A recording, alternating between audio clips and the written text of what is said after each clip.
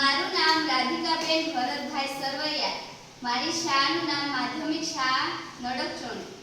મારી કૃતિ છે ઘરગથ્થા કચરામાંથી કુદરતી અને પ્રવાહી ખાતર બનાવવું.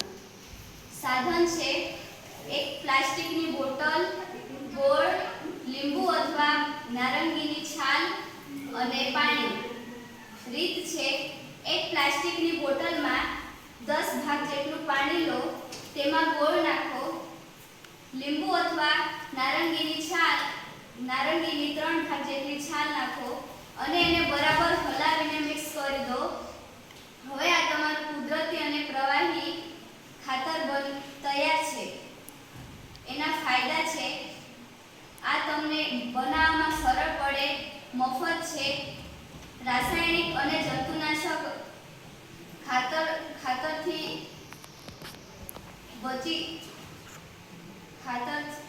ખાતરથી થતા રોગથી બચી શકાય છે.